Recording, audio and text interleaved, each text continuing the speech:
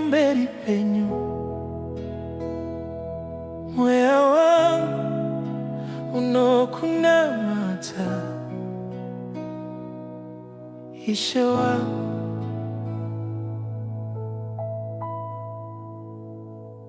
Mwari Baba ndinuya kwamuri, ndinokumbira nyasha dzenyu, makandisimudza pandakawira, makandipatariro itsva pakati perima nemiedzo. Makaratidza chiedza chenyu pandinenge ndapererwa, izwi renyu rinondisimudza. Ndinosimudza maoko angu ndichitsvaka chiso chenyu, mweya wangu unochema uchitsvaka uvepo wenyu. Mweya wangu unokunamata, Ishe. Ndinosimudza zita renyu, muri mambo weupenyu hwangu.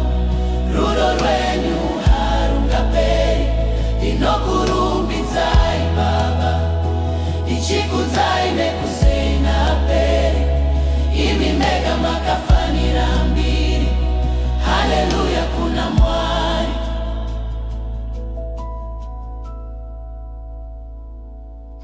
Makandishengeta kuba ndiri mudiki, makandifukidza nerudo rwenyu. Pandakafamba mumupata werima, makanditungamirira neshedza. Misodzi yangu munoiona, minamato yangu munoinzwa.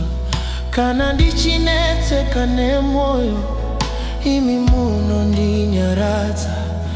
Ndinoisa upenyu hwangu mumaoko enyu, ndinovimba nemichete. Imi muri dombo rangu, neyo yesimba rangu. Mweya wangu unokunamata, Ishe. Ndinosimudza zita renyu, muri mambo weupenyu hwangu. Rudo rwenyu harungaperi, ndinokurumbidzai Baba, ndichikudzai nekusingaperi. Imi mega makafanira mbiri, haleluya kuna Mwari. Ndiri pano pamberi penyu, nichikupa moyo wangu wose. Mweya mutsvene ndizadzei, nditungamirire munzira dzenyu.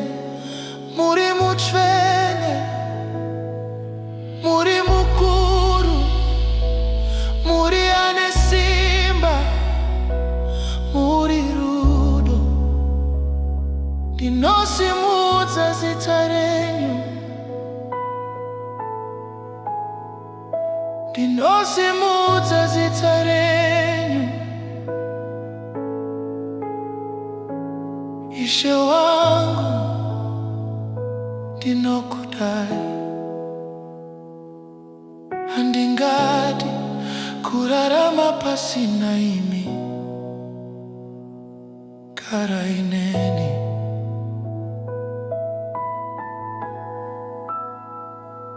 Mweya wangu unokunamata, Ishe.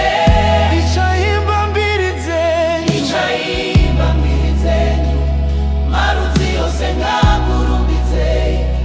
Tenga nepanyika zvimuimbire, ndinokurumbidzai Baba, ndichikudzai nokushenda mberi. Imi mega makafanira mbiri, haleluya kuna Mwari. Haleluya, haleluya, haleluya kuna Mwari